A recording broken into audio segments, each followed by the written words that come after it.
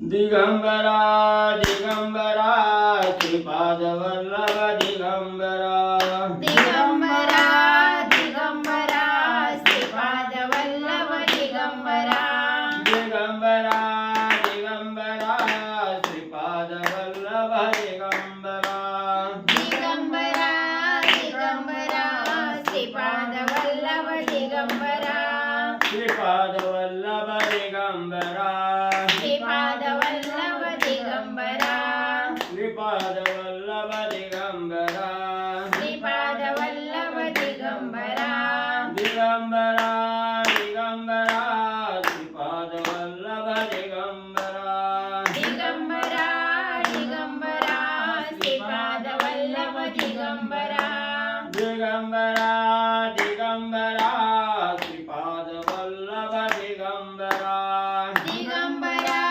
दिगंबरा श्रीपाद वल्लभ दिगंबरा श्रीपाद वल्लभ दिगंबरा श्रीपाद वल्लभ दिगंबरा श्रीपाद वल्लभ दिगंबरा श्रीपाद वल्लभ दिगंबरा दिगंबरा दिगंबरा श्रीपाद वल्लभ दिगंबरा दिगंबरा दिगंबरा श्रीपाद वल्लभ दिगंबरा दिगंबरा दिगंबरा श्रीपाद वल्लभ दिगंबरा दिगंबरा दिगंबरा श्रीपाद वल्लभ दिगंबरा श्रीपाद वल्लभ दिगंबरा श्रीपाद वल्लभ दिगंबरा श्रीपाद वल्लभ दिगंबरा श्रीपाद वल्लभ दिगंबरा दिगंबरा दिगंबरा श्रीपाद वल्लभ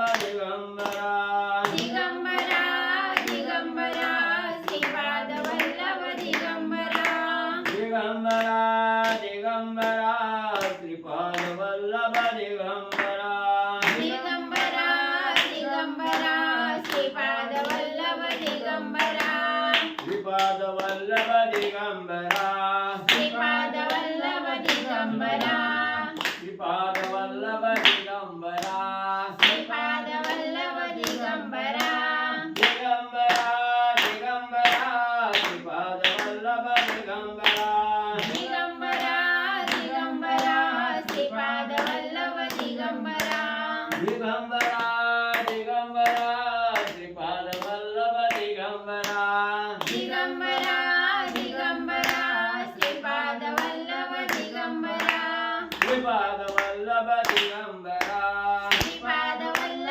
दिगंबरा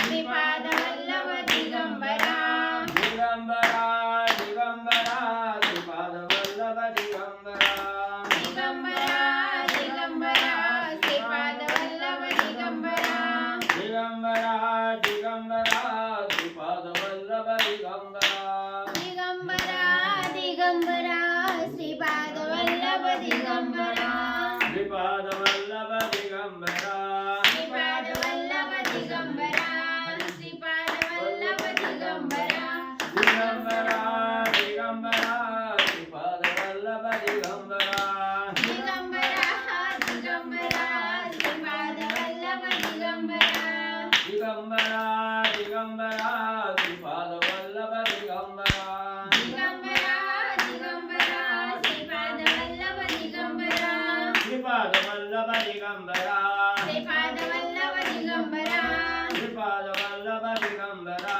श्रीपाद वल्लभ दिगंबरा दिगंबरा दिगंबरा श्रीपाद वल्लभ दिगंबरा दिगंबरा दिगंबरा श्रीपाद वल्लभ दिगंबरा दिगंबरा दिगंबरा श्रीपाद वल्लभ दिगंबरा दिगंबरा दिगंबरा श्रीपाद वल्लभ दिगंबरा श्रीपाद वल्लभ दिगंबरा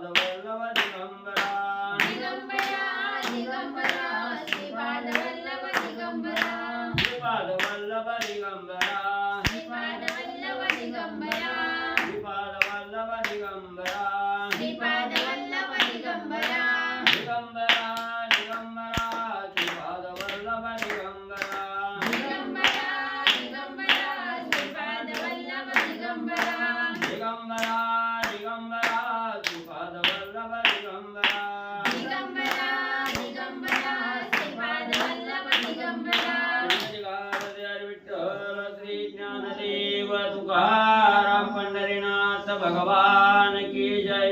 राजाधिराज प्रभु रामचंद्र भगवान की जय। श्री नवनाथ महाराज की जय। अवधूत चिंतन श्री गुरुदेव दत्त वासुदेव हरि। श्री गणेशाय नमः। श्री सरस्वती नमः। श्री नवनाथाय नमो नमः। जयंती सिंधूरवद्मदेवो यत्पादपूज्य स्मरणं वासरमणिरिवं तं सरासि नाशयन्ति विघ्ननं। या कुन्देन्दु तुषारार्धवलया शूरवस्त्रावृतं या वीणावरदण्डमण्डितकरा या श्वेतपद्मासना या ब्रह्माच्युत शङ्कर प्रभूतिदेवी तदा वन्दिता सा मा पातु सरस्वती भगवती निःशेषिजायपा। मूकं करोति वाचालं पङ्गुलङ्घयन्ते गिरिं यत्कृपातमं वन्दे परमानन्दमाधवं। नारायणं नमस्कृत्य नरं चैव नरोत्तमं देवी सरस्वती चैव ततो जयमुदीरयेदं। वसुदेवसुतं देवं कंसचाणूरमर्दनं देवकी परमानन्दं कृष्ण वन्दे जगद्गुरो।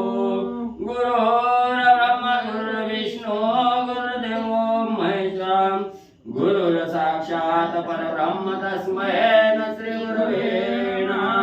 श्रोता वक्ता तुचितुदेवते रुक्मिणीवरा पांडुरंगाय नमः। पुंडलिकावते हरिविठ्ठल श्री ज्ञानदेव तुकाराम पंढरीनाथ भगवान की जय। श्री नवनाथ महाराज की जय। श्री गुरुदेव दत्त वासुदेव हरी। सर्वांना विनंती आहे, आज असणारा नागपंचमीचा आदला दिवस आणि दुसऱ्या दिवशी येणारी नागपंचमी।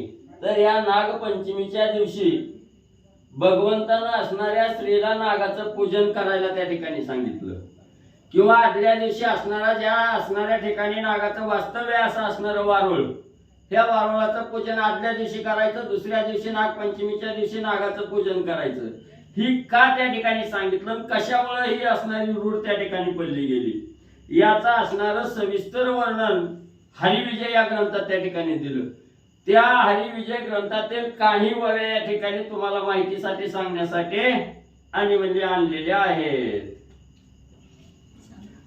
श्री गणेशाय नमः। श्री सरस्वती नमः। श्री नवनाथाय नमः। वेगे आले मंदिरा माता म्हणे भुवन सुंदरा कोणाचे पुष्पे सुकुमारा हिरोणी या आणली। कथेचं अनुसंधान नागपंचमीचा दिवस भगवान श्रीकृष्ण कंसाच्या बागेमध्ये गेले फुलाच्या, आणि फुलाच्या बागेमध्ये गेल्यानंतर ना त्या बागेमधली काही फुलं भगवंतांनी तोडली आणि ती फुलं घेऊन माघारी आले। यशोदेच्या हातामध्ये ती फुलं दिली, यशोदेच्या जवळ दिली आणि कृष्णाने सांगितलं आईला की ही फुलं आणलेली आहेत। त्याच वेळेस यशोदा मातेने विचारलं, काय विचारलं ऐका। कृष्ण म्हणे ऐकवो जननी नागपूजावे आजीचे दिनी या लागी तू जाणून पुष्पे दिदली जाण पाय। आईने विचारले कृष्णा फुलं कुठून आणली, कुठं मिळाली तुला, कुठं सापडली। कृष्णाने सांगितलं लय लांब नाही, म्हणलं मामाच्याच बागेमधली आणलेली। कंस कोण आहे, मामाच आहे। आणि त्या मामाच्या बागेतली फुलं आणलेत, कशासाठी आणलेत, नाग पूजावे आजीची दिनी। आजचा दिवस म्हणजे नागदेवतेची पूजा करावी लागते आणि त्या नागांची पूजा करण्यासाठी ही फुलं मी तुझ्यासाठी घेऊन आलो। आणि नागाची पूजा केल्यानंतर काय होतं किंवा कशासाठी नागाची पूजा करावी ऐका।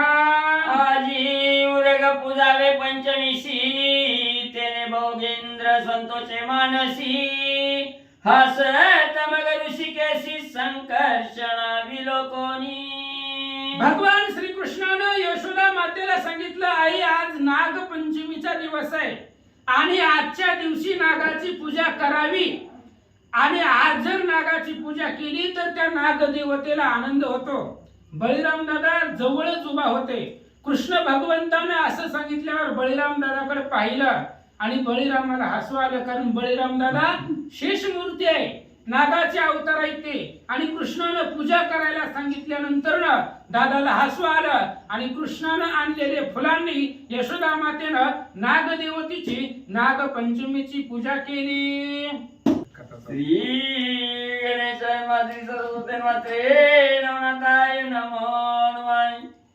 जय जयाजी करुणानिधी आगम गोचर विशाल बुद्धे सकळ मुनिमान सहृदय वंदे बुद्धान वाटे आनंदाचे. कथेचं अनुसंधान ग्रंथ करते धुंडी मालुसुत या ठिकाणी सांगतायत. भगवान परमात्मा आहे, करुणा निधी आहे, सगळ्यांचा सांभाळ करणारा तो भगवंत आहे, अगोचर आहे आणि भगवंताची आघात बुद्धी आहे. बुद्धीची बुद्धी आपण अंतरात्मा रघुनंदन असा असणारा तो भगवान परमात्मा आहे.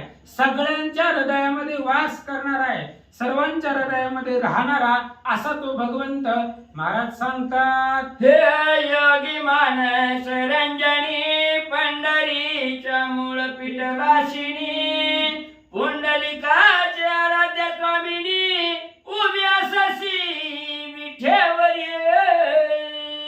आणि ग्रंथकर्ते सांगतायत हे असणाऱ्या भगवंत योगी यांच्या मनाचं रंजन करणारे तुम्ही भगवान परमात्मा आहात आणि पंढरपुरामध्ये राहणारी मूळ मूर्ती भगवान परमात्मा येतो आणि तोच सगळी देवता एकच आहे. जो राम आहे, कृष्ण आहे, तोच विठ्ठल आहे. लंके पुढे वज्र ठाणा सोडी बाणा पाठी बाणा तेव्हा दंड भागले म्हणून श्रीराम जगनी ठेविले कर. कोण आहे? पांडुरंग परमात्मा तोच आहे.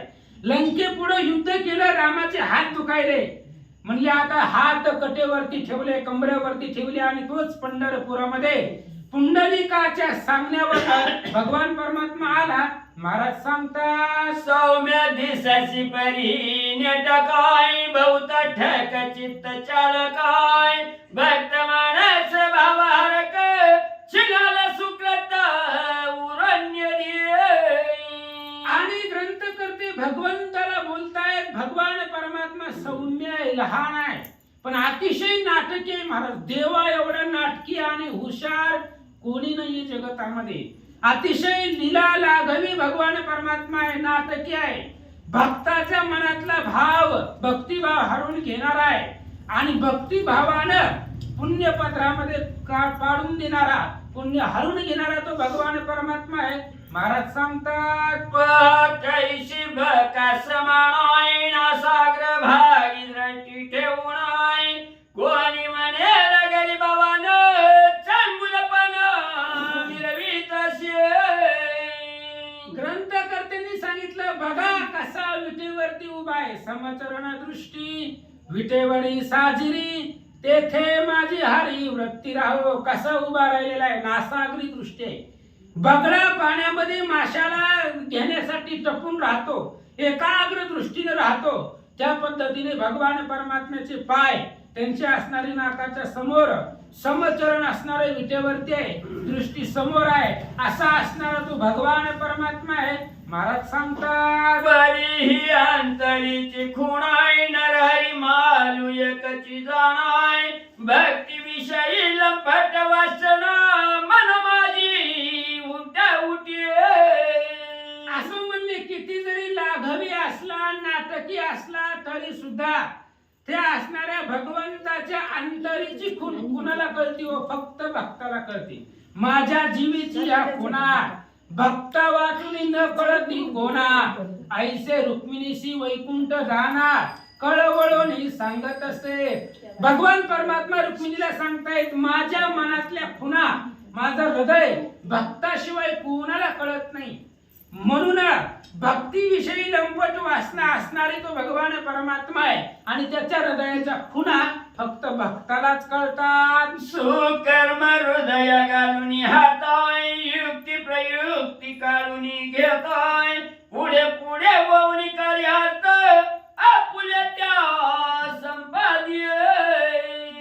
आणि भगवान परमात्मा काय करतो की हृदयामध्ये हात घालतो, हृदयामध्ये भक्ताच्या जाऊन राहतो, त्यांच्याकडून सुकर्म करून घेतो. भक्ताकडून भगवान परमात्मा वाईट कधीच करून घेत नाही, करू देत नाही. चांगलं कर्म त्यांच्याकडून करून घेतो आणि युक्ती प्रयुक्तीनं भगवंत स्वतःच कार्य करून घेत असतो आणि स्वतःच कार्य करून भक्ताचा जी काही पुण्याचा साठा आहे, सुकृतीचा साठा आहे, तो भगवान परमात्मा वाढवत असतो. माझीचे दाय घणाय गटकन गिळीले अभिलाषुणाय कंगाल वृत्ती स्वंग धरुण देव महारी झालाशे. भक्ती विजय ग्रंथामध्ये महिपतींनी सांगितलंय दामाजी शेतीचं चरित्र मंगळ वेळामध्ये. तो असणारा दामाजी शेती एका राजाच्या इथं नोकरी करत होता आणि सगळी धन संपत्ती भगवान परमात्म्यानं त्याची हिरावण घेतली, त्याच्यासाठी महार झाला. देव काही होतो. भक्त समागमे सर्व भावे हरी न सांगता करी सर्व काम. भक्ताचं काम करण्यासाठी भगवंत तत्पर होतो आणि लाज भय शंका न धरता त्याचं कार्य तत्परतेने पार पाडतो. खूप नरहरी सबळ सुवर्ण कर्माय तयाच्या विषयीवरीला कामाय भांडावे तो जन्म जन्म शिवमाऊली राहत असे.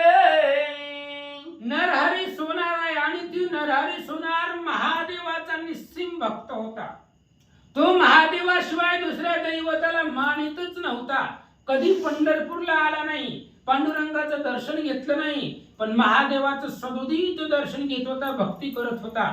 आणि त्याच महादेवाची भक्ती करत असताना पंढरपुरामधल्या एका वारकऱ्याने सांगितलं की ड्रेस कपड्याचं माप घ्यायचंय, चला पांडुरंगाला पोशाख शिवायचा आहे, चला पंढरपूरला. नरहरी सोनार म्हणलं नाही जात म्हणले, आपण त्या देवाला पाहत बी नाही म्हणले, फक्त महादेव, दुसरा देव आपल्याला चालत नाही म्हणले. डोळं झाकून माप घ्या देवाचं, तुम्हाला नाही त्याचं तोंड बघायचं तर. मग डोळ्याची पट्टी बांधली, पांडुरंगाचा असणाऱ्या शरीराची रचना पाहिली गेली आणि पुन्हा मग त्या ठिकाणी असणारं आले, महादेवाची पूजा केली आणि महादेवाची पूजा करत असताना पांडुरंगाचं जे अवयव होतं तेच महादेवाच्या पिंडीला लागले गेलं आणि त्या असणाऱ्या नरहरी सोनारासाठी भगवान परमात्मा त्या महादेवाच्या मौळीवरती जाऊन विराजमान झाले, दाखवून दिला हरिहरा भेद नाही अशा प्रकारचं नरहरी सोनाराला प्रचिती दाखवले. खूप जादा दुला वाकडा तिकुडाय नाही म्हणे तिला झाला पुंडाय वृंद पुरुष ही झाला स्मशान वस्ती केली असे.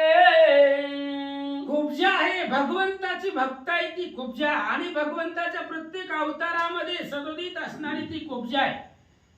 राम अवतारामध्ये मंथरा होती, कृष्ण अवतारामध्ये कुब्जा झाली, भगवंताने तिला शाप दिला की वाकडी होची. आणि अशा प्रकारची कुब्जा ज्यावेळेस भगवान श्रीकृष्ण मथुरेला आले त्यावेळेस चंदनाचा लेप त्या असणाऱ्या कुब्जेनं भगवंताच्या शरीराला लावला आणि ती भक्ती प्रेमाचा जे काही स्वीकार आहे तो भगवंताने केला. ठकवणी मारिला काळ यवनाई 16 सहस्र दादुला भवनाय शेवटी न पावे समाधान ब्रह्मस्थिती वरली असे.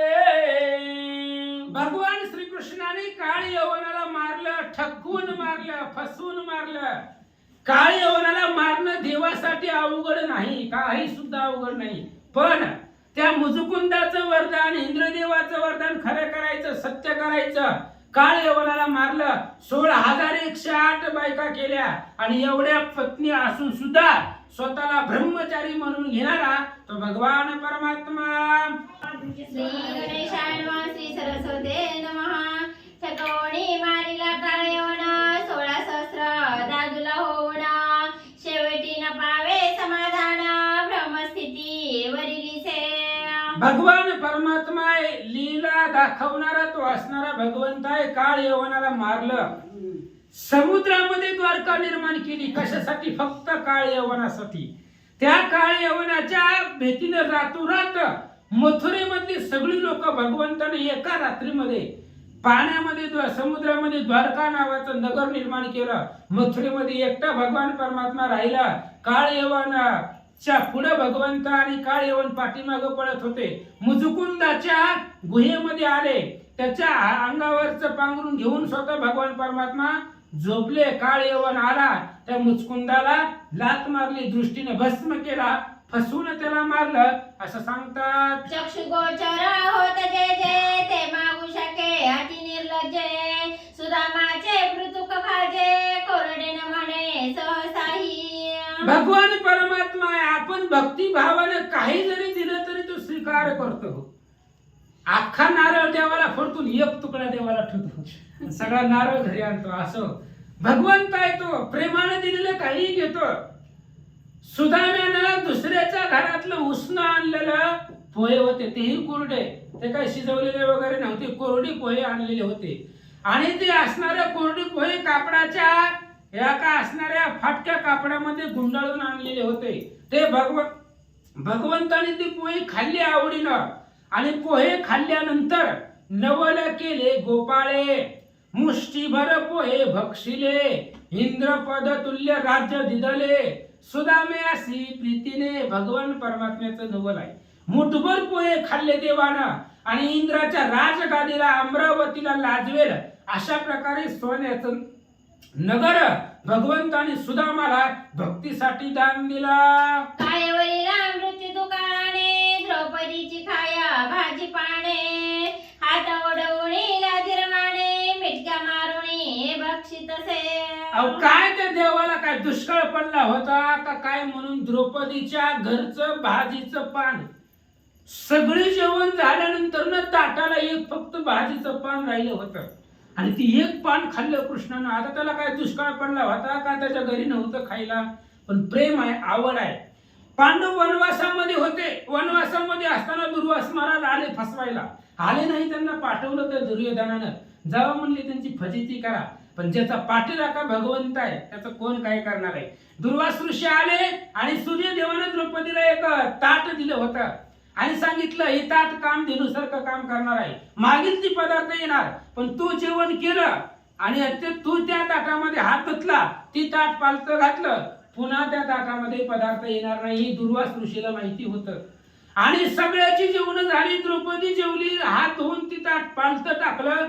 तेव्हा दुर्वास ऋषी 60,000 शिष्यवर्ग घेऊन द्रौपदी पाशी आले आणि सांगितलं दे जेवायला. द्रौपदीला चिंता वाटली, आता कुठून जेवण द्यावं. मग भगवान श्रीकृष्णाचा धावा केला आणि भगवान श्रीकृष्ण तिथं आले आणि कृष्ण सुद्धा आले. आले म्हणले द्रौपदीला दे जेवायला. कृष्ण म्हणले इथंच 60,000 घेऊन बाबा आलाय, ह्याला जेवायला काय नाही म्हणून तुला बोलवलं. मग कृष्णानं द्रौपदीला सांगितलं त्यांना पाठव नदीच्या स्नानाला, तोपर्यंत आपण जेवणाची तयारी करू. दुर्वास ऋषीला सांगितलं द्रौपदीने 60,000 ऋषी मंडळी घ्या आणि स्नान करून या, तोपर्यंत ताट तुम्हाला हजर. मग दुर्वास ऋषी स्नान करण्यासाठी गेलं. कृष्णाने द्रौपदीला विचारलं घरामध्ये काय आहे का बघ म्हणली. द्रौपदी म्हणली काही नाही देवा, ताट दोन पालतं घालून ठेवले, बघ म्हणले काहीतरी असेल. मग त्या असणाऱ्या ताटाला फक्त भाजीचं एक पान चिकटलेलं होतं आणि ती पान कृष्णानं खाल्लं आणि त्या ताटामध्ये पंचपक्वान्नाचं जेवण सर्व ऋषीसाठी ताट सिद्ध केली. अशा प्रकारचा तो भगवान परमात्मा आहे असं महाराज सांगतात. शबरीचे बोरे उचिष्ट पाहुण न म्हणे बक्षी मन लावून चोखियाचा पदार्थ गोड पाहुण हृदयसहित सारितसे. भगवान परमात्मा आहे आपल्याला सर्वांना माहिती आहे. अरण्य कांडाचा 23वा अध्याय कांडाची सांगताच आणि त्या 23व्या अध्यायामध्ये शबरी आणि त्या शबरीला मातंग ऋषींनी आशीर्वाद दिला होता. सांगितलं होतं देव तुझ्या दाराला येईल, तुझ्या घराला येईल, फक्त केव्हा येईल हे सांगितलं नव्हतं. आणि त्याच एका आशेवरती बसलेली शबरी एक ना एक दिवस राम माझ्या आश्रमाला येणार आहे, कारण ऋषीने सांगितलेलं आहे, खोटं होणार नाही. त्या दिवसापासून शबरी रोज बोरं आणून देवासाठी ती बोरं अगोदर खात होती. आंबट आहेत का, गोड आहेत का, तुरट आहेत का, कसे आहेत ती बोरं आधी स्वतः खायची आणि उष्टी बोरं एका द्रोणामध्ये रामासाठी रोज ठेवत होती. आणि भगवान परमात्मा एक दिवस तिच्या आश्रमामध्ये आले आणि तीच उष्टी बोरं शबरीनं देवाच्या पुढे ती द्रोण ठेवलं गेलं आणि त्या द्रोणामधली आवडीनं शबरीची उष्टी बोरं भगवंताने खाल्ली गेली असं सांगतात. नामा बाळ ठकवून त्वरित नैवेद्य भक्षित हातो हात तस्मात किती दुर्गुणात सद्गुणाते आणावे. भगवान परमात्म्याने काय केलं, नामदेव लाडकी भक्त आहे. आणि नामदेव लाडकी का आहे तर नामदेव म्हणजे उद्धव आहे आणि भगवंताच्या सदोदित सोबतीला असणारा तो उद्धव आहे. आणि तोच उद्धव कलियुगामध्ये नामदेव या नावानं अवतार घेतला आणि नामदेवाचे वडील जात होते असणारे भगवंताची पूजा करायला, नैवेद्य दाखवायला. एक दिवस त्यांच्या वडिलांना पहाटे पहाटे बाजारामध्ये लवकर गेले आणि आईने सांगितलं नामदेवाला, जा देवाला नैवेद्य दाखवून ये.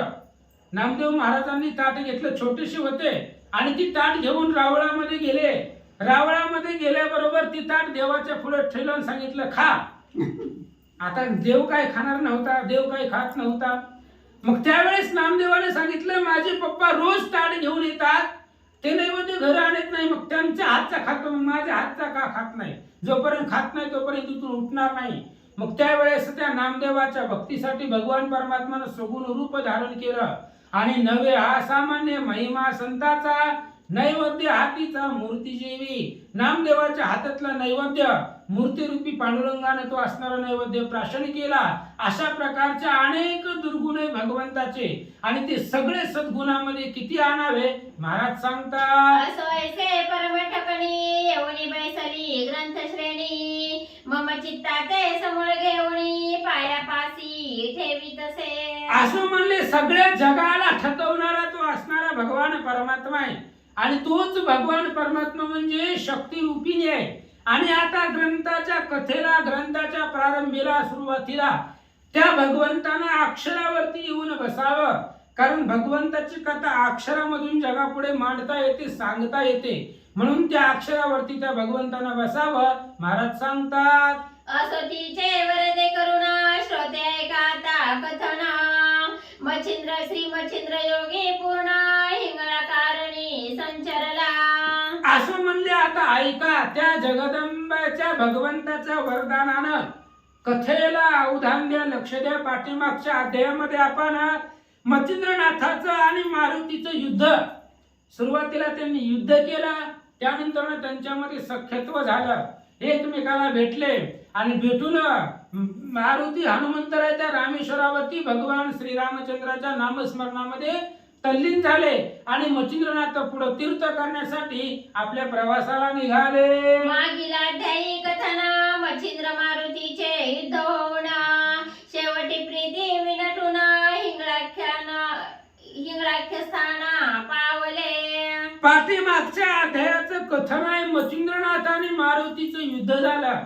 दोघेही योगी आहेत, दोघेही जती आहेत आणि दोघेही ब्रह्मचारीच आहेत. आणि अशा प्रकारचे दोघे जण एक समान ताकदीचे असणारे दोघही ईश्वराचा अवतार आहेत. आणि मच्छिंद्र मारुतीचं युद्ध झालं, शक्य झालं, एकमेकाला भेटले आणि मग हिंगळाज देवीचं दर्शन घ्यावं, त्यासाठी ते असणाऱ्या हिंगळाज देवीच्या अधिष्ठानापाशी त्या वनामध्ये त्या देवीच्या दरवाजामध्ये येऊन मच्छिंद्रनाथ थांबले. ती ज्वालामुखी भगवती महाप्रदीप्त आदिशक्ती, तेथे जाऊन द्वाराप्रती मच्छिंद्रनाथ पोचले. आणि ती असणारी आदिशक्ती जगदंबा आहे. तू आदिशक्ती जगदंबा, भवानी कुलस्वामिनी अंबा, अशा प्रकारची ती जगदंबा आहे. आणि त्या असणाऱ्या जगदंबेच्या दरवाजामध्ये त्या महाशक्तीच्या द्वाराप्रती त्या असणाऱ्या जिथं दरवाजा मुख्य असतो दर्शनाचा, त्या दरवाजापर्यंत मच्छिंद्रनाथ येऊन पोहोचले. तवते द्वार पाहता क्षिती उंच बाहू सार्धशत चौरस षडशत विराजले से द्वार ते. आणि त्या भवानी जगदंबेचं महाद्वार आहे आणि ते महाद्वार मच्छिंद्रनाथाने पाहिलं तर पृथ्वीपासून 700 उंच अशा प्रकारचं त्याचे असणारे स्तंभ होते. आवरस चौरस सगळं असणारं समसमान होतं. दीर्घ अशा प्रकारचा महाकाय असणारा महाद्वार मच्छिंद्रनाथाने पाहिला. ते द्वारी प्रचंड अष्टभैरव महादेंड, त्याने नाथ पंथ पाहुनी वितंड, चित्तात कामना उदेली. आणि त्या असणाऱ्या दरवाजामध्ये अष्ट महाभैरव बलवान होते. ते काही भैरव हलकी नव्हते, ताकदवान होते. आणि ही अष्टभैरव जगदंबेच्या दरवाजाचं रक्षण करत होते. आणि त्या द्वारपाळाने अष्टभैरवांनी पाहिलं की मच्छिंद्रनाथ आलेले आहेत, तर त्यांनी ओळखलं, कारण कालच सगळे देव प्रसन्न झाले तेव्हा हे पण गेले होते. सगळे देव लोक मच्छिंद्रनाथाला ओळखत होते. या अष्टभैरवांनी मच्छिंद्रनाथाला पाहिल्याबरोबर त्यांच्या मनामध्ये एक इच्छा निर्माण झाली. कामना निर्माण झाली. कोणती? नागपत्र अश्वत्थ ठाई मच्छिंद्रनाथ हा गोसावी नेमाचरणी विद्या प्रवाही प्रसन्न केले देवाते. आणि त्या अष्टभैरवांनी विचार केला आणि त्यांच्या मनामध्ये प्रश्न निर्माण झाला. ह्याच मच्छिंद्रनाथ आहे. ह्या मच्छिंद्रनाथानं पूर्वी पाठीमाग नागपत्र अश्वत्थ त्या पिंपळाच्या झाडाखाली 12 वर्ष तपश्चर्या केलेली आहे. त्या पिंपळाच्या झाडाखाली सगळे देवता याला प्रसन्न झालेले आहे. मग सगळ्या देवताचं वरदान ह्या मच्छिंद्रनाथाला मिळालेलं आहे, प्राप्त झालेलं आहे. मग त्या असणाऱ्या मच्छिंद्रनाथाकडे काय विद्या आहे, देवतांचं वरदान मिळालेलं आहे, त्या वरदानाची काय ताकद आहे आपण एकदा पाहू. तरी शाबरी विद्या कविता येणे केले वरदत स्थित तपिते प्रांजळ कायस्थ केवी झाले ते पाहू. आणि या मच्छिंद्रनाथाने शाबरी विद्याचं कवित्व केलं. शाबरी विद्येची मंत्राची रचना मच्छिंद्रनाथांनी केली. त्या शाबरी कवित्वाला सगळ्या देवलोकांनी वरदान दिलेलं आहे. आणि त्या वरदानाची ताकद मच्छिंद्रनाथापाशी काय आहे, त्यांच्याकडे काय शक्ती आहे, पराक्रम आहे, पाहावा असं भैरवांना वाटलं. ऐसा कामा धरुणी पोटी युद्धरीतीच्या सुखालोटी अष्टई भैरवा एक थाटी प्रत्यक्ष झाले द्वाराते. विचार केला त्या भैरवांनी, अष्टमहाभैरवांनी विचार केला मच्छिंद्रनाथाची ताकद पाहू. आणि 8ही भैरव त्या दरवाजाच्या प्रत्यक्ष झाले, म्हणजे मच्छिंद्रनाथाच्या समोर आले. समोर येऊन मच्छिंद्रनाथाच्या पुढे उभा राहिले. आणि उभारल्याबरोबर काय म्हणतात? अंगेने मुनी संन्यास रूपता देह पंकजा दाऊनी तद्रुपा मनिती महाराजा योगदीपा कोठे जासी ते सांग.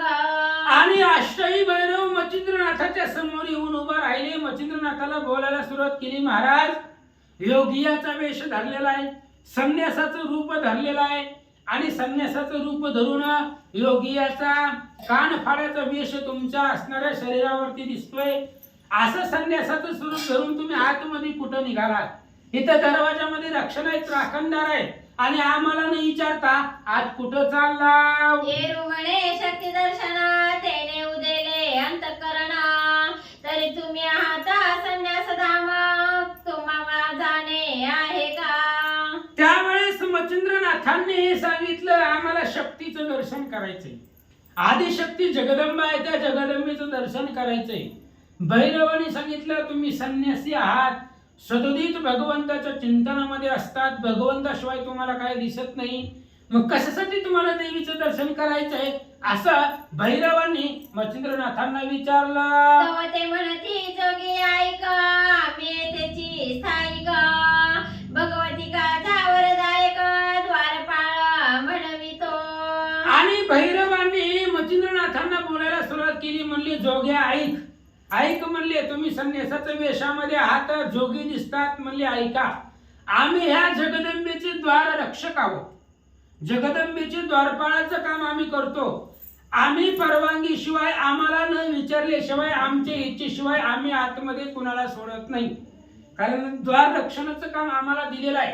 त्यामुळे आम्हाला जर वाटलं जाऊ द्यावं ह्याला दर्शनाला तर आम्ही सोडतो, नाहीतर आम्ही सोडत नाही असं कुणालाही देवीच्या दर्शनाला.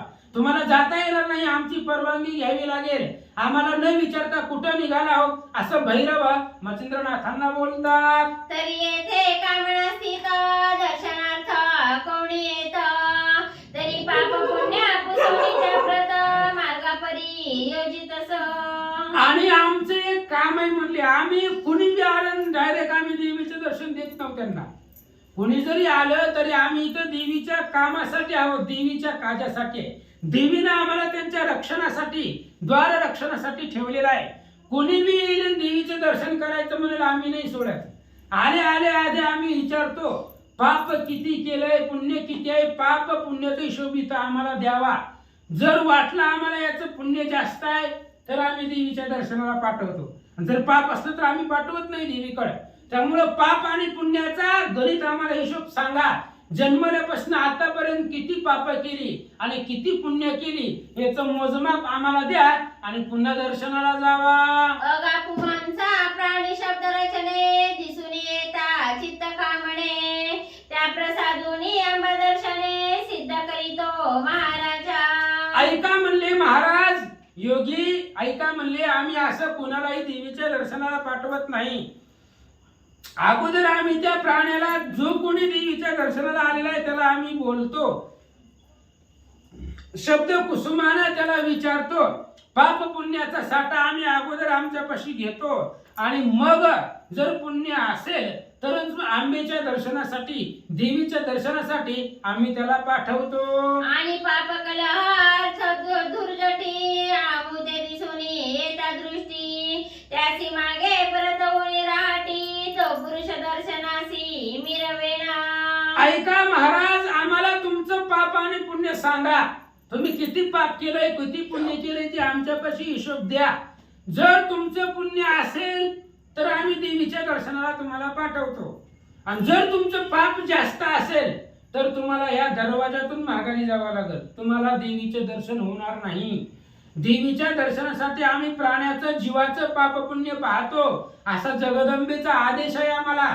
जर त्याचं अधिक पुण्य थोडं जरी जास्त असेल तरी लगेच देवीच्या दर्शनाला आम्ही पाठवतो, आणि जो पापी पुरुष आहे त्याला आम्ही देवीच्या दर्शनाला पाठवत नाही, त्याला इथून माघारी पाठवतो. म्हणून पाप पुण्य सांगा, असं भैरव बोलू लागले. तस्माता वागोत्तराचे देठी, प्रसाद मिरवला हो शेवटी, तरी त्वत कामना उदेली पोटी, आंबा दर्शनी मिरवावे.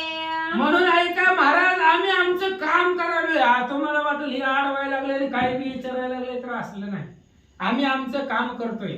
तुमचं पाप पुण्याचा जो काही असणारा साठा आहे, गणित आहे, ते आम्हाला सांगा. जर तुझ्या मनामध्ये देवीच्या दर्शनाची इच्छा असेल, खरोखरच तुम्हाला जर देवीचं दर्शन घ्यायचं असेल, तर आम्हाला पाप पुण्याचा साठा सांगा आणि देवीच्या दर्शनाला जावा. तरी महाराजा योगद्रुमा, पाप पुण्याचा झाडा आम्हा, दर्शवणी दर्शन कामा, स्वस्त करी रती सुखा. म्हणून महाराज, तुम्ही योग मूर्ती आहात, संन्यासाच्या वेशामध्ये आहे. आम्ही तुम्हाला अडवणार नाही, थांबवणार नाही. फक्त आम्ही आमचं काम व्यवस्थित करायलो. आम्हाला तुमचं पाप पुण्य सांगा. पाप पुण्याचा साठा, तुमचं जे काही जीवनामध्ये केलेलं कर्म आहे, त्या कर्म रहाटीनं पाप पुण्य ठरलं जातं. वाईट कर्म केलं असेल तर पाप असेल, चांगलं पुण्य केलं असेल, कर्म केलं असेल तर पुण्य असेल. त्यामुळे ते दोन्ही आम्हाला सांगा. पुण्य वाटलं तर आम्ही देवीच्या दर्शनाला पाठवतो. अंतर्याला अर्थ गंधर्प, येथे करिता काही लोप, तरी संचार करिता द्वार माप, मध्ये अटक महाराजा. महाराज, आमच्या शब्दावरनं, आमच्या बोलण्यावरनं तुमच्या मनामध्ये जर काही वेगळी विचार आले, किंवा समजा आम्हाला तुम्ही पाप पुण्य सांगितलं नाही आणि तसंच आमच्या प्रश्नाचं उत्तर न देता तुम्ही आम्हाकडे दुर्लक्ष करून जर देवीच्या दर्शनाला निघालं, तुम्ही देवीपर्यंत जाऊ शकणार नाही. मग ती खूप संकट आहेत, अडचणी आहेत. फक्त आम्हीच नाही रक्षण, आमच्या पाठीमाग आतमध्ये सुद्धा रक्षण आहेत. यक्षिणी आहे, शंकिनी आहे, डंकिनी आहे, अनेक आहेत. देवीच्या दासदासी सेविका, ती सगळी रक्षण आहे देवीचे. आमच्या प्रश्नाचं उत्तर जर नाही दिला तर तुम्हाला देवीपर्यंत जाता येणार नाही. मध्ये तुम्हाला अटक निर्माण होईल, म्हणजे तिथून पुढे जाता येणार नाही. म्हणून इथंच सांगा आणि दर्शनाला जावा. द्वार साकडे होते अति साडा, गुंते करिता अनृत भाषण, मग त्याते मागे ओढून पूर्ण शिक्षा द्रावितो. आणि आमचं जे काम आहे ते आम्ही परिपूर्ण करतो महाराज म्हणले. भैरव बोलताय, ही दरवाजावरचं जी संकट आहे, ही दरवाजावर आम्ही थांबलेलो आहे.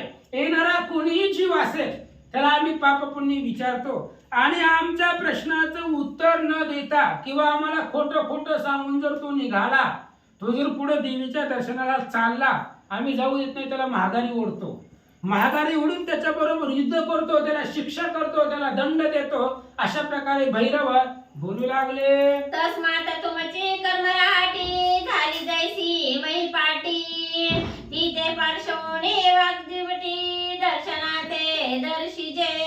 ऐका महाराज, तुम्हाला देवीचं आदिशक्ती जगदंबेचं दर्शन करायचं असेल तर तुमच्या जीवनातलं कर्म सांगा. तुम्ही काय का कर्म केलेलं आहे, कुणा कोणाला त्रास दिलेला आहे, कुणा कोणाला दुखवलेला आहे, हे सगळं कर्म आम्हाला सांगा. त्या कर्मावरनं पाप आणि पुण्य ठरवलं जातं.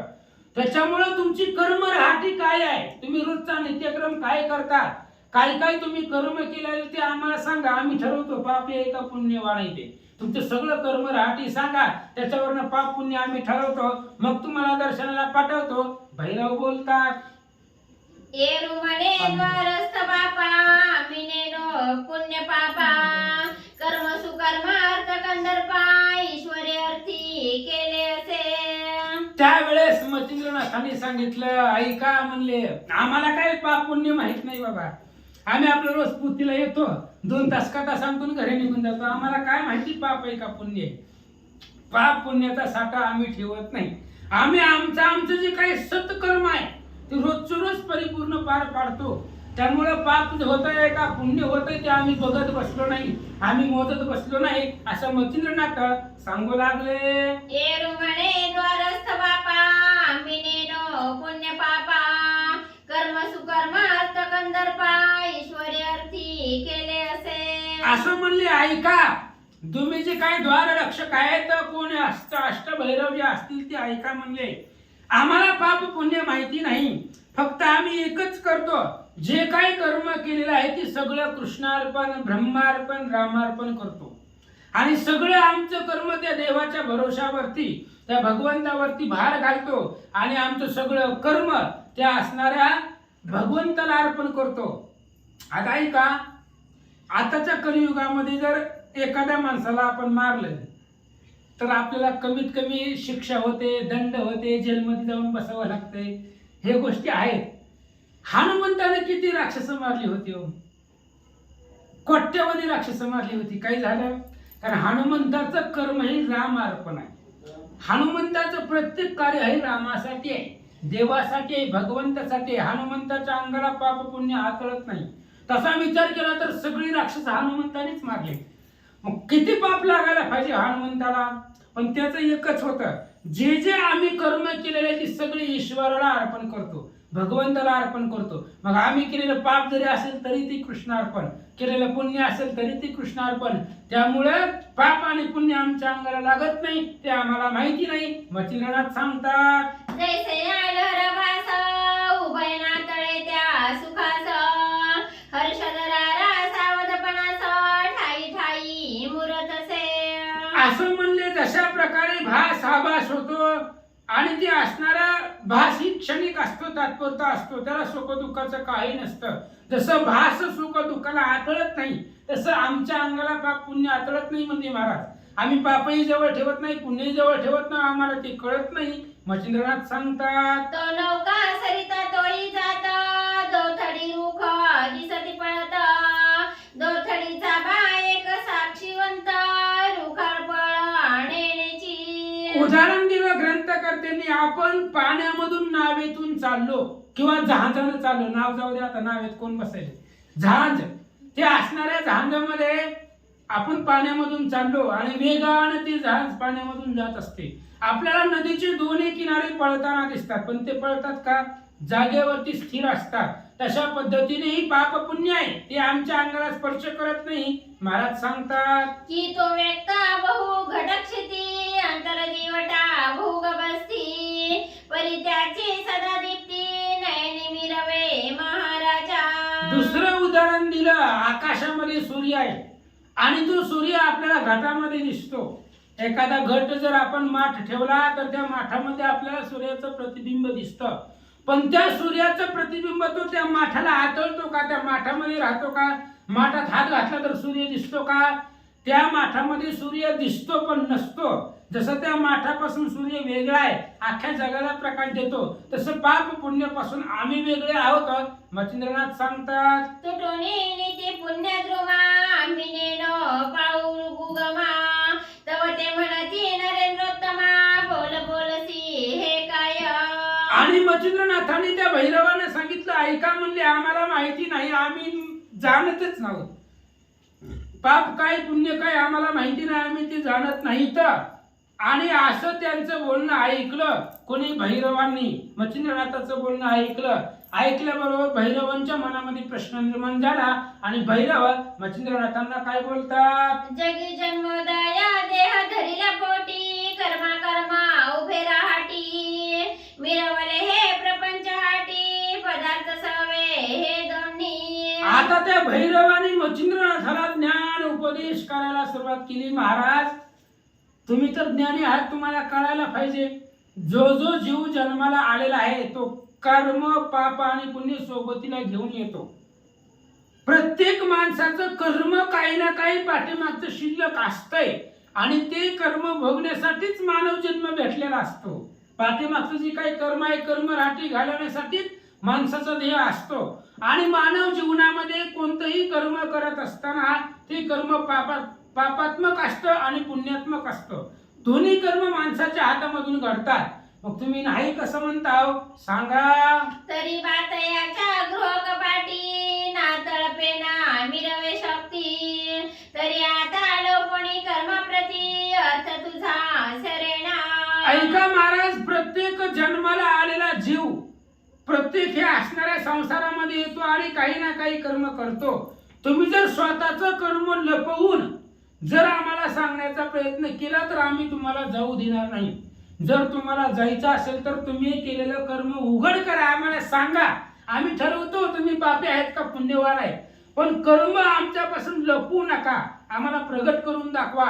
आणि जर तुम्ही लपवलं तर तुमच्या मनामधला अर्थ म्हणजे जी कामना आहे ती कामना परिपूर्ण होणार नाही. आम्ही तुम्हाला इथून जाऊ देणार नाही. जैसे वेचिल्या वाचुनी धन ना तळे कदा हाटीचा कण, तरी कर्मा कर्मा जल्पलविना अर्थ तुझा सरेना.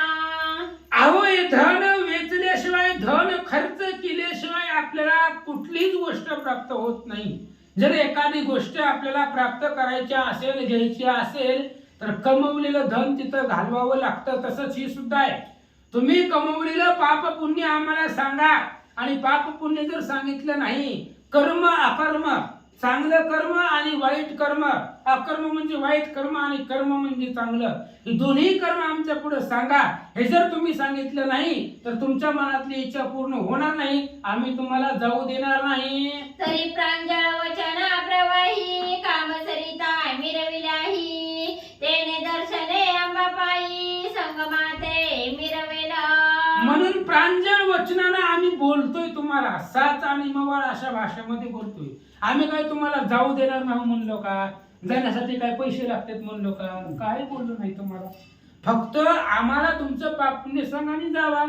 आम्ही तुम्हाला शांततेनं नम्रतेनं बोलतोय आणि जर तुम्ही आम्हाला सांगितलं नाही तर तुम्हाला जाऊ देणार नाही. आणि जर तुम्ही प्रांजळपणानं जसं आम्ही बोलतोय तसं जर तुम्ही आम्हाला पाप पुण्य सांगितलं तर जगदंबेचं दर्शन तुम्हाला होईल. अष्टभैरवा नाथांना बोलतात. ना तरी गौना धरुणी पोटी वदता अर्थ न लागे जेठी, प्रांजळ वदा की शेवटी फिरून जाशील माघारा. म्हणून तुमच्या मनामध्ये काही प्रश्न येईल आणि तुमच्या मनामध्ये येऊन तुम्ही जर आम्हाला पाप पुण्य सांगितलं नाही, तुमच्यापाशी दोनच पर्याय आहेत बघा महाराज. जर तुम्हाला देवीचं दर्शन घ्यायचं असेल तर तुमचं कर्म अकर्म सांगा, त्याच्यावरनं आम्ही तुमचं पाप पुण्य ठरवतो. आणि जर आता तुम्हाला तुमचं कर्म सांगायचंच नसेल तर शेवटचा पर्याय इथून माघारी जावा, तुम्हाला या दरवाजामधून आतमध्ये जाऊ देणार नाही.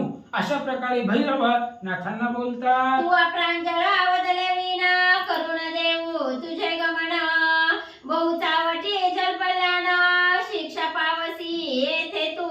ऐका महाराज, तुम्ही आम्हाला शांततेनं, प्रांजळ म्हणजे नम्रतेनं बोलायचं आणि सांगायचं. आम्ही जे जे विचारेल ते ते आम्हाला सांगायचं. जर तुम्ही आम्हाला नम्रतेनं शांततेनं जर आमच्या प्रश्नाची उत्तरं तुम्ही दिली नाही तर आम्ही तुम्हाला जाऊ देणार नाही. आणि जर तुम्ही आगाव बोलला, जर जास्त आमच्या पुढे जर बोलायला लागलो तर आम्ही मग शिक्षा करतो, दंड करतो, आम्ही त्याला मारतो. जर तुम्ही जास्त आम्हाला बोलायला लागले, आम्ही आमचं काम करायलोय, त्यामुळे तुम्ही सांगा व्यवस्थित पद्धतीने तुमचं पाप पुण्य आणि देवीच्या दर्शनाला जावा. आणि जर तुम्ही नाही सांगितलं, जर जास्त बोलायला लागले तर आमच्या हातून शिक्षा तुम्हाला प्राप्त होईल, असं भैरव बोलतात. ऐसे ऐकता मच्छिंद्रनाथ म्हणे शासनी उदेला आदित्य सूत, तेथे तुमची शक्ती अद्भुत केवी वर्णू मशक हो. त्याच वेळेस मच्छिंद्रनाथांनी विचार केला, म्हणले आता हे आपल्यापाशी लई उद्धटपणानं बोलायला लागले हे अष्टभैरव. अरे जर तुम्ही युद्धाची भाषा करायला लागले, युद्धाच्या गप्पगोष्टी करायला लागले तर सूर्य महाराजाला आम्ही जिंकलंय, सूर्यदेव सुद्धा आमच्या पुढे फिक्का आहे. आम्ही त्यांच्याही प्रतापाला जिंकलेला आहे.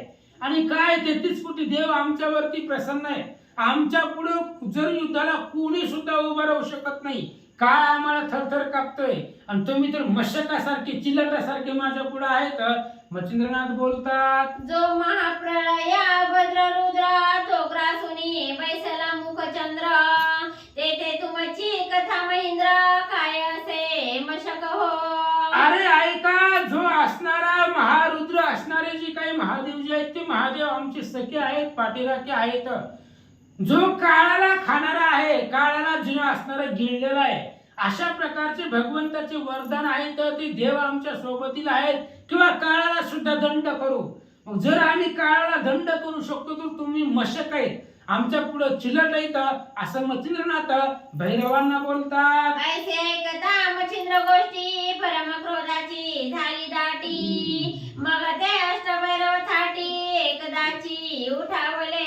मच्छिंद्रनाथाचं बोलणं ऐकलं बरोबर अष्टभैरवांना राग आला. कारण त्यांना ह्या मच्छिंद्रनाथांची शक्ती पाहिजे होती. देवांचं वरदान आहे असं त्यांनी ऐकलं होतं, बघितलं होतं. मग किती ताकद आहे बघू, कारण यांना सुद्धा गर्व होता यांच्या ताकदीचा. ह्या भैरवांना आम्हीच देवीचे द्वारपाळ आहेत आणि आम्ही कोणाला जाऊ देणार नाही असा बी गर्व त्यांना होता.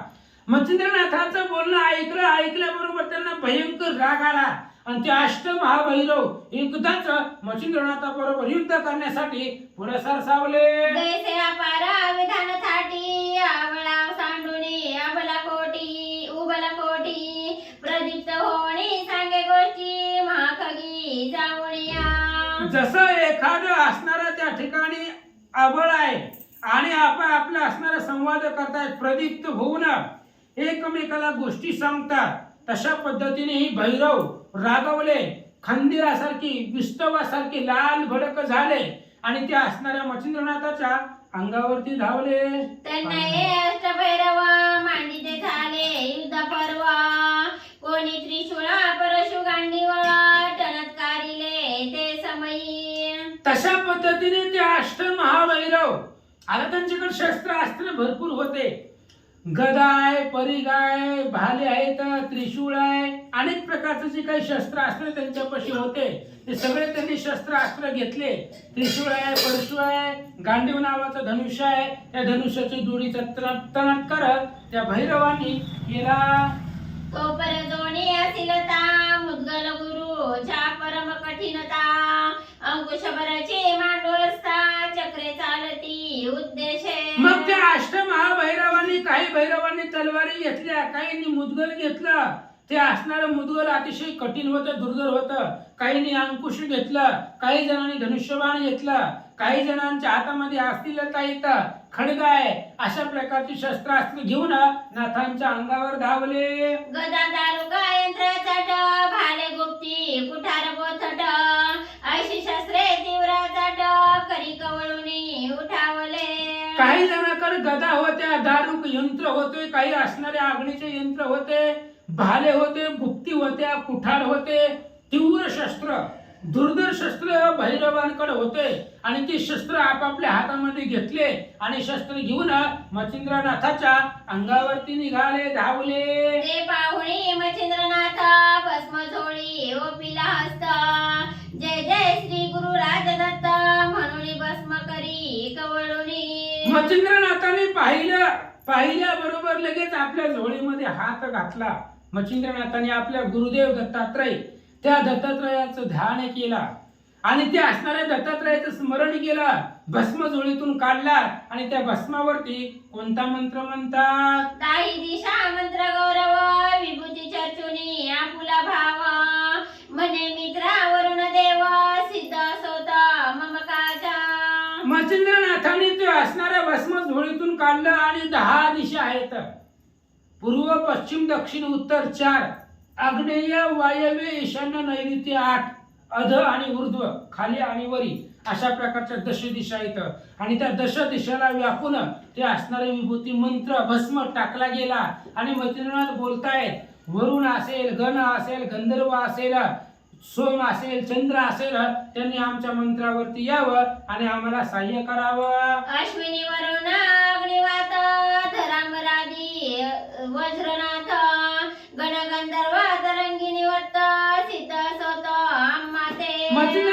बोलतायत अश्विनी कुमार आहेत. अश्विनीची 2 मुलं आहेत, ती असणारे अश्विनी कुमार. वरुण देव आहे, अग्निदेव आहे, वायुदेव आहे आणि असणारे वज्रनाथ म्हणजे इंद्रदेव आहे. गण गंधर्व यक्ष आहेत. या सर्व देवांनी आमच्या असणाऱ्या साह्याला यावं. महाराज बोलतात बुद्धी सिद्धी योगी अपार ब्रह्मांडात आनंदनार त्या सर्वांचे नमस्कार साह्य असोत आमुते.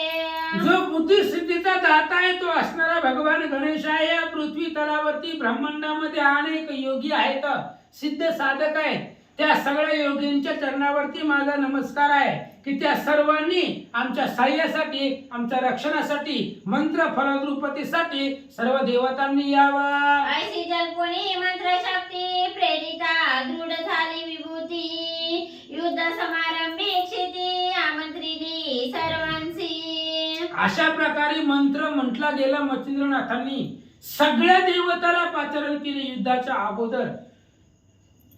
ह्या भैरवानी जर पुढे एखाद्या देवतेचं वरदान असलेलं शस्त्र सोडलं तर ते असणारी देवता त्याच्या बाजूला जाऊ नये, ही युद्ध कौशल्य असतं. म्हणून मच्छिंद्रनाथांनी सगळेच देवता अगोदर आपल्या बाजूने घेतल्या आणि सगळ्या देवताला युद्धाच्या पूर्वी बोलवलं, आपल्या मदतीसाठी सहाय्य करावलं. मग वज्र पंजरा प्रयोग भूती धारास्त्रे नेमुनी शक्र दैवती मंत्र प्रयोग सबळ शक्ती भाळी विभूती चर्चित असे. मच्छिंद्रनाथाने काय केलं, आता ही भैरवानी सगळी दारुण भयंकर शस्त्रास्त्र घेऊन मच्छिंद्रनाथावरती धावले. मच्छिंद्रनाथाने स्वसंरक्षण केलं. बाकीचं जाऊ दे, आधी आपलं संरक्षण करू. हे अष्टमहाभैरव पिसाळून अंगावरती आले, कुठलंही शस्त्र केव्हाही सोडतील. म्हणून स्वसंरक्षणासाठी मच्छिंद्रनाथांनी झोळीतलं भस्म काढलं आणि आपल्या कपाळाला लावलं आणि त्या भस्मावरती वज्रास्त्र मंत्र म्हटला गेला. वज्राची अशी ताकद आहे, मोठे मोठे पर्वताचं पीठ करते आणि ती वज्रास्त्र मंत्र आपल्या शरीराभोवती मच्छिंद्रनाथांनी रक्षण म्हणून ठेवला. त्या वज्रास्त्राचा प्रहार करून एकही शस्त्र नाथांच्या अंगाला लागणार नव्हतं, असं स्वसंरक्षण नाथांनी केलं. तेने शरीरा वज्र होणं ते समय झाले अति कठीण मग म्हणे मच्छिंद्रनाथ पूर्ण कार्य साधा फुले.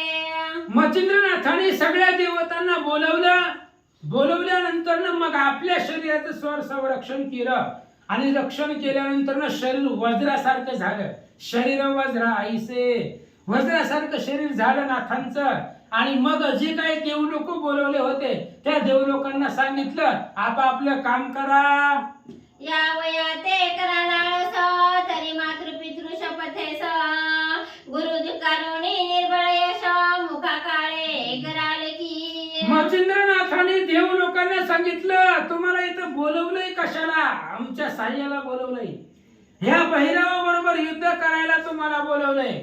जर तुम्ही आमच्या कार्यासाठी आळस केला तर मातृदोष, पितृदोष, गुरु भक्तीचा दोष, गुरुची इच्छा, गुरु आज्ञेचा दोष, हे सगळं तुमच्या कपाळाला लागेल. ही महापंच महापातक तुमच्या वरती लागतील. अशा प्रकारे मच्छिंद्रनाथ देवतांना बोलतात. मला तर ह्यातली ओळीच गवत नाही लोक ह्याच्यापेक्षा तीच क्लिअर दिसते. श्री गणेशाय नमः श्री सरस्वते नमः श्री प्रभू रामचंद्राय नमः. मग जीने संध्या रूपी मिरवणे ते मम कंदर्पी उडी सांडोनी कोरडे कुपी प्राण त्याजावा हे बरेच. मच्छिंद्रनाथाने देवतांना सांगितलं हे बघा तुम्हाला बोलवलंय माझ्या कामासाठी, सह्या भैरवा बरोबर युद्ध तुम्ही करा. यासाठी जर तुम्ही आळस केला तर तुमचं असणारं जीणं सगळं असणारं व्यर्थ होईल. कुठंतरी विहिरीमध्ये, कोरड्या विहिरीमध्ये जाऊन जीव द्या. मच्छिंद्रनाथ बोलतात ऐसे कथा वज्रवाणी पेटला सबळ जेवी अग्नी मग शस्त्रे शिखा नाथ विधानी कवळू पाती ग्रासावया. आणि मच्छिंद्रनाथाचं कठोर बोलणं ऐकलं. जे देव पाचारण केले होते, ज्यांना ज्यांना बोलवलं होतं त्यांना राग आला. त्यांनाही त्या ठिकाणी मच्छिंद्रनाथाचं बोलणं कडक लागलं, खडतर लागलं. आणि जसं लाल भडक अग्नी असावा तशा प्रकारे सगळे देव रागावले. म्हणतात जे अष्टभैरवा भद्रकाळ शस्त्रे सोडिती उता वेळ म्हणे येथे याचा काळ चित्ताभस्मी मेळवा.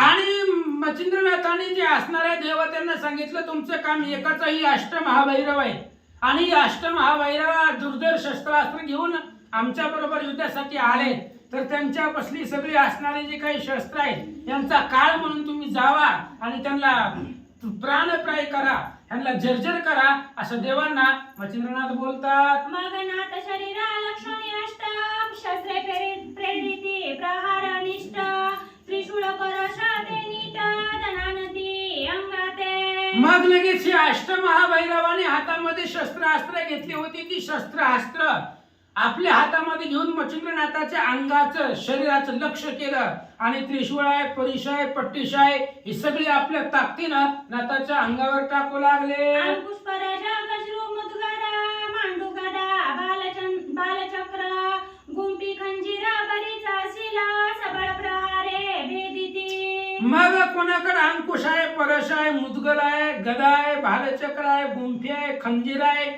आसिलता म्हणजे तलवार आहे. अशा प्रकारचे शस्त्रास्त्र मच्छिंद्रनाथाच्या अंगावरती भैरवांनी सोडले. परितो शास्त्रे मच्छिंद्रनाथ तृणप्राय सकळ मानित शास्त्रवृष्टी गणवर्षत मच्छिंद्र पर्वत झालासे. आणि त्या भैरवांनी दुर्धर शस्त्रास्त्र मच्छिंद्रनाथाच्या अंगावरती सोडली. सोडल्यानंतर त्याचा परिणाम मच्छिंद्रनाथावरती काहीच झाला नाही. पावसाचा थेंब पाणी पडावर ती किती जरी पाऊस पडला तरी पर्वताला काही होणार आहे, काही फरक पडत नाही. तशा पद्धतीने पर्वत रूप वज्राचं शरीर मच्छिंद्रनाथाचं झालेलं होतं. त्यामुळे यांचे शस्त्रास्त्र शरीराला लागले नाही. ऐसे होता ते अवसरी निर्विघ्न दिसती ते शास्त्र मग परम कोपे गंडी वस्त्र सज्ज करीते पै झाले. भैरवांनी पाहिले की आपण सोडलेली शस्त्रास्त्र नाथांना लागले नाहीत, ते सगळे व्यर्थ गेलं. मग गांडीव नावाचं धनुष्य होतं त्या भैरवाकडे. त्यांनी धनुष्य काढलं आणि धनुष्याचा टणत्कार केला आणि बाण धनुष्याला लावला. एकी निर्मिले वातशार दुजी निर्मिले कामास्त्र तीव्र तिजी निर्मिले वासवास्त्र महाशक्ती आगळीते. मग प्रत्येकानं आपापलं धनुष्य काढलं आणि त्या धनुष्याला बाण सोडला. एकानं वायू अस्त्र सोडलं, एकाने कामास्त्र सोडलं, एकाने वासव अस्त्र सोडलं, वासव नावाची शक्ती. काही जणांनी आदिशक्तीचं अस्त्र सोडलं आणि मच्छिंद्रनाथावरती बाणाचा वर्षाव करतात. चौथी योजिले नागास्त्र बंधन जय महाताक्ष्ण कायुनी दारुण. पाचवे ब्रह्मास्त्र प्रवीण शापादीप विराजे. आणि 4 नंबरचं नागपाश बंधन. नागपाश लवकर सुटत नाही. एरवीची गरुड अस्त्राशिवाय सुटतच नाही. नागपाश सगळ्या अस्त्रामध्ये दुर्धर आहे, घातक आहे. त्यामुळे ते नाग सर्पाचं बंधन केलं. त्यानंतर तिसरं 5वं जे काय असणारं अस्त्र आहे ते ब्रह्मास्त्र सोडलं. हे ब्रह्मास्त्राला सुद्धा तोड नाही. ब्रह्मास्त्राचं निवारण कोणी करणार नाही. अशी शेवटची 2 अस्त्र दुर्धर भैरवांनी सोडले. सहावे रुद्रास्त्र प्रबळ काळ की बक्षुपा हे ब्रह्मांड सकळ. सातवे दानवास्त्र सकळ असंख्य राक्षस मिरविती. 6वं रुद्रास्त्र सोडलं. रुद्रास्त्र म्हणजे प्रलय काळ, काळाची काळ असणारे महादेव. ते महादेवाचं रुद्रास्त्र प्रलय करणारे 6 नंबरचं सोडलं आणि ती रुद्रास्त्र सगळं ब्रह्मांड गिळून टाकण्याची ताकद त्या रुद्रास्त्रामध्ये होते. ते रुद्रास्त्र मच्छिंद्रनाथाच्या अंगावरती सोडलं. 7वं दानवास्त्र सोडलं आणि सगळी राक्षस तिथं निर्माण झाले.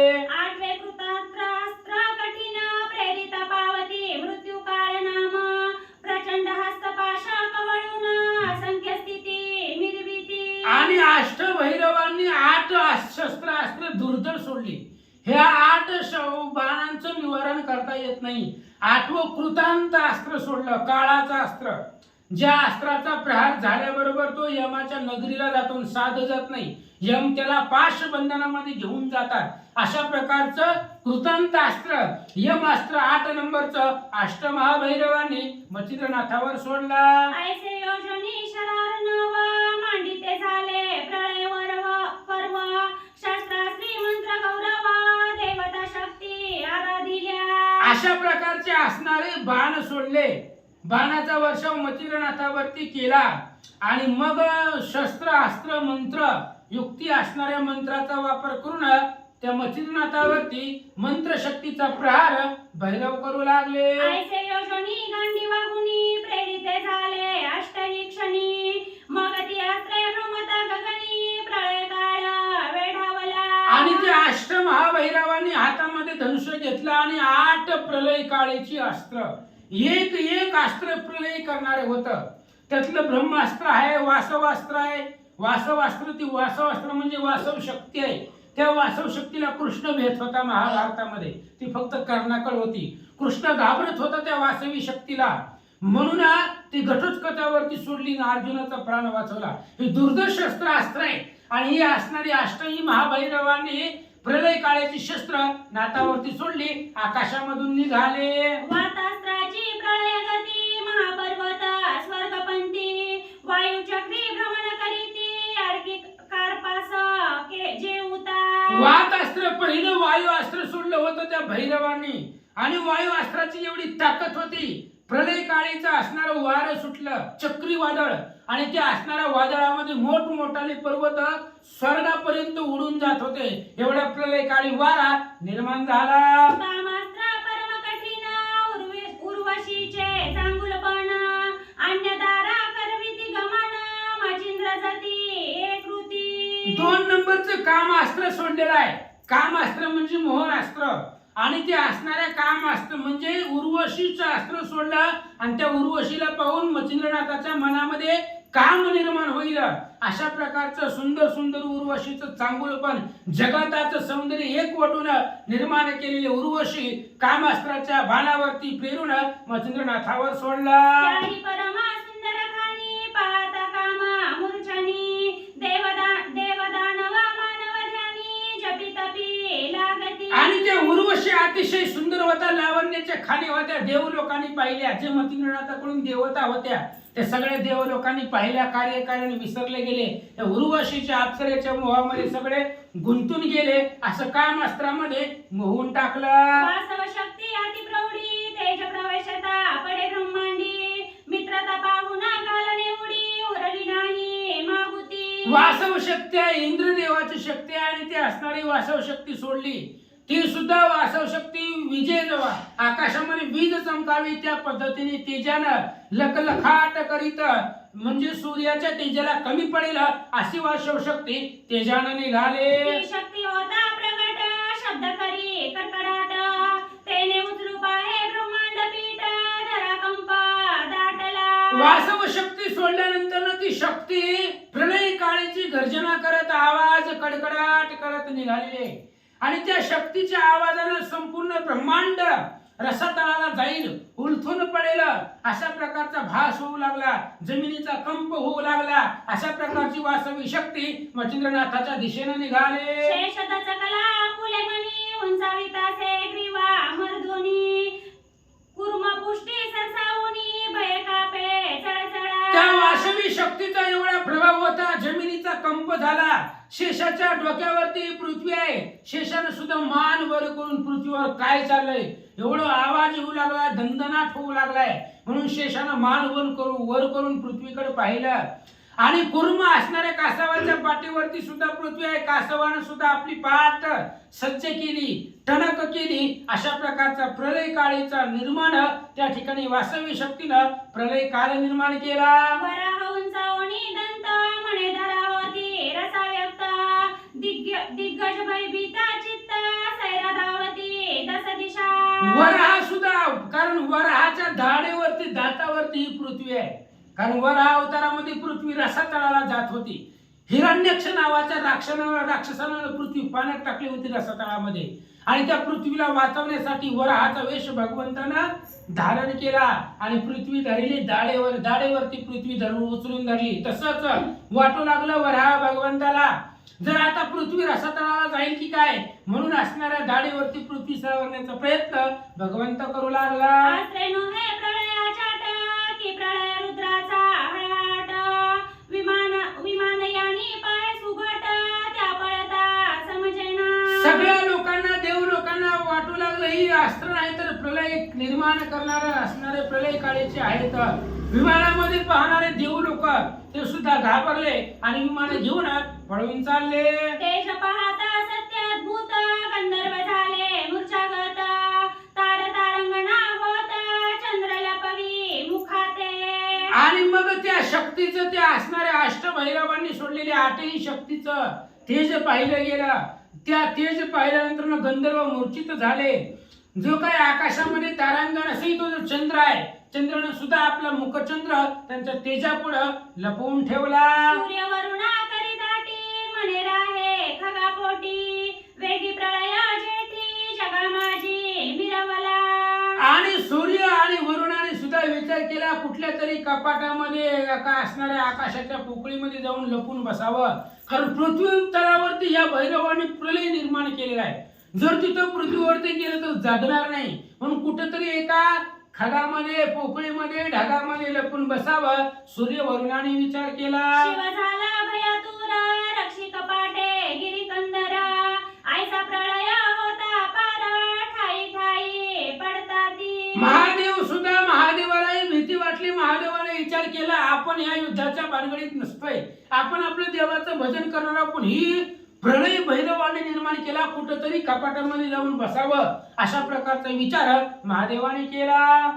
त्यात नागास्त्र विषवल्ली सरणी प्रगटता विषाची प्रेरणी अघटित होते झाली करणी आली विषाची मूर्छना. आणि अशा पद्धतीने नागास्त्र 3 नंबरचं नागास्त्र सोडलेलं होतं. पहिलं वायुअस्त्र होतं, दुसरं कामास्त्र आणि तिसरंही नागास्त्र. नागपाश सोडल्यानंतर ना त्या नागाच्या मुखातून विष बाहेर पडलं आणि त्या विषानं त्या विष पाहिल्यानंतर ना सगळ्या असणाऱ्या देव त्यांना मूर्छना येऊ लागली असं सांगतात. चला